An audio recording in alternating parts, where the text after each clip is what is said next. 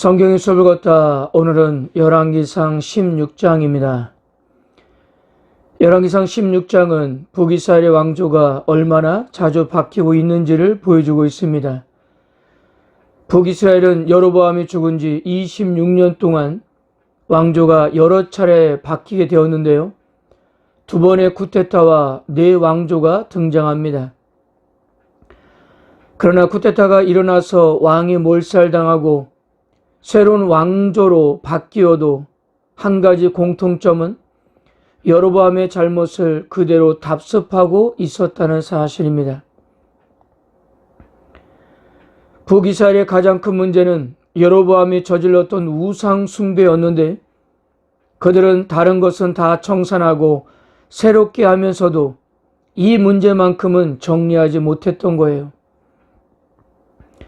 그리고 왕조가 바뀌면 바뀔수록 하나님 앞에서 더 악한 모습으로 그들은 살아갔습니다. 자, 보세요. 현 정권의 반기를 들어 쿠데타를 일으켰다는 것은 현 정권에는 이제 답이 없고 이건 아니라 생각해서 자신이 더 나은 나라를 만들어갈 것이라고 생각했기 때문일 것인데요. 그러나 자신들도 그 죄를 답습하고 그대로 따라갔던 것입니다. 역사로부터 전해주는 교훈에 모두가 무감각했고 그래서 여로보암의 길을 따르지 않는 사람은 단 한 사람도 없었던 것입니다. 이렇게 30년도 안 되는 기간 동안 왕은 5명이나 바뀌고 쿠데타는 2차례나 일어났습니다. 이런 상황에서 북이스라엘의 백성들은 아주 극심한 정치적 혼란을 겪어야 했을 거예요. 그러므로 북이스라엘 백성들은 얼마나 살기가 힘들었을까요? 그래서 그들이 바라는 것은 누가 왕이 되든 제발 마음 편하게 살 수 있기를 소망했을 것입니다. 백성들의 이런 바람이 이루어진 것일까요? 북이스라엘의 제6대 왕으로 등극한 오므리는 비교적 안정되게 12년 동안 다스렸는데요. 그가 왕이 된 지 6년이 지나서 이스라엘의 수도를 사마리아로 옮겼습니다. 24절을 보세요. 그가 운 2달란트로 세멜에게서 사마리아 산을 사고 그 산 위에 성읍을 건축하고 그 건축한 성읍 이름을 그 산 주인이었던 세벨의 이름을 따라 사마리아라 일컬었더라. 이 사마리아 지역은 세겜에서 10km 북서쪽에 위치한 곳으로 므낫세 지파에 속한 땅이었습니다. 주변 지역의 중심적인 곳에 위치했을 뿐 아니라 군사적, 상업적으로 매우 중요한 지역이었어요. 북이스라엘은 종종 사마리아라고도 불려졌는데요. 이 사마리아는 북이스라엘이 망하는 주전 722년까지 북이스라엘의 수도로 이렇게 계속 존재합니다. 그리고 오므리가 만든 법이 얼마나 합리적이고 타당한지 수백 년이 흐른 미가 선자의 시대에도 백성들은 오므리 법을 따르고 있었습니다.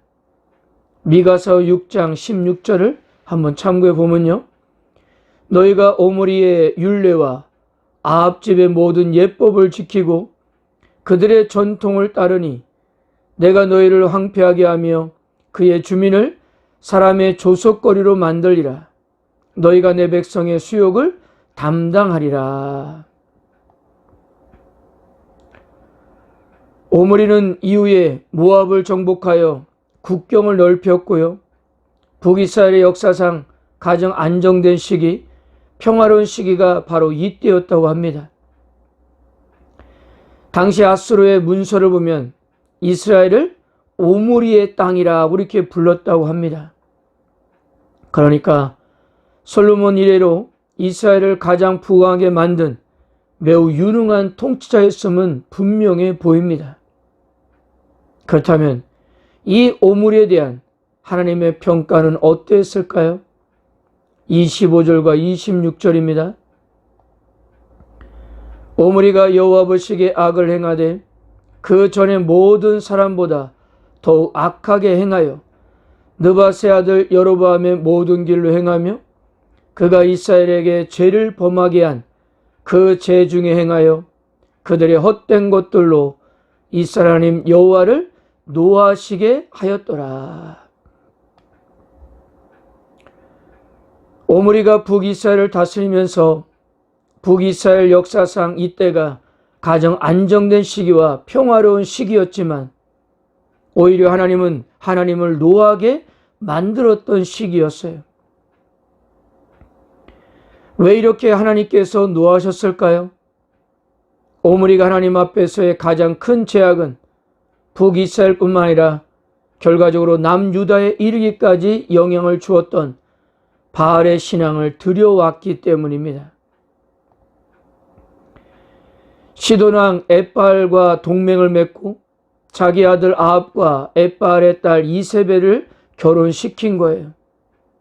바로 아합의 딸인 이세벨이 바알의 신앙을 전파하는 전도사였기 때문에 결국 아합이 통치하는 시대의 북이스라엘은 바알을 섬기는 나라가 되었고요. 그리고 이제 조금 있으면 공부하겠지만요. 남왕국 여호사밧의 아들과 아합의 딸의 결혼을 통해서 남유다에도 바알의 신앙이 전파되는 것을 보게 될 거예요. 그러니까 이러한 불행이 오므리 때부터 시작되었던 것입니다. 이런 아버지 영향을 받았던 아합에 대해서 성경 기자의 관심은 그의 군사적 정치 능력이나 행정적인 업적이 아니었습니다. 유일한 관심은 바로 아합의 신앙이었는데요. 성경 기자는 아합의 부패성을 3번씩이나 강조했어요. 30절, 오므리의 아들 아합이 그의 이전 모든 사람보다 여호와 보시기에 악을 더 행하여 31절, 느밧의 아들 여로보암의 죄를 따라 행하는 것을 오히려 가볍게 여기며 33절, 그는 그 이전에 이스라엘 모든 왕보다 심히 이스라엘 하나님 여호와를 노하게 하였더라. 그래서 이 아합은 북이스라엘의 최악의 왕으로 평가되었습니다. 공식적으로 바알을 숭배했고요. 또한 여호와의 말씀을 가볍게 여겼어요. 여호수아서 6장 26절에서 하나님께서 여리고성에 대한 경고를 무시한 채 히엘에게 재건하도록 했기 때문이에요. 그러자 하나님의 경고대로 그의 맏아들과 막내 아들을 잃게 되었던 것입니다. 아합의 이러한 죄는 이스라엘이 아수르에 멸망하는 길로 나아가게 되었고요. 결국 남유다의 멸망에도 영향을 미치게 되었던 것입니다. 앞으로 전개되는 이야기에서는 북이스라엘의 왕 아합과 선지자 엘리야가 여호와와 바알 중 누가 과연 진짜 하나님인가를 놓고 치열한 대결을 펼치게 될 것입니다. 사랑하는 성도 여러분, 왕들에게 있어서 하나님의 관심은 그 왕이 얼마나 정치적으로, 군사적으로, 경제적으로 나라를 잘 다스렸는가에 있었던 것이 아니었습니다. 그들이 아무리 유능한 왕이었다 하더라도 하나님 앞에 어떻게 서 있는가에 관심이 있으셨어요. 그런데 오늘 열왕기상 16장에 등장하는 모든 왕들이 여호와 보시기에 악을 행했던 거예요. 사랑하는 성도 여러분, 오늘 하나님께서는 여러분들의 삶을 보면서 어떤 평가를 내리실까요? 스스로 생각할 때 나는 어떤 평가를 받을 것 같습니까? 우리 스스로는 어느 정도의 평가를 받을지 대략적으로 알고 있지 않을까 생각해요. 그러면 오늘 하루 우리는 하나님 앞에 어떻게 살아갈 것인가가 중요합니다. 힘들고 어려워도 주어진 하나님의 말씀을 따라 순종하면서 하나님만을 섬기는 거예요. 그것이 하나님 앞에 정직하게 살아가는 것입니다.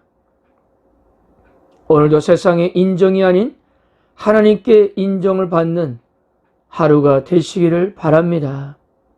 아멘.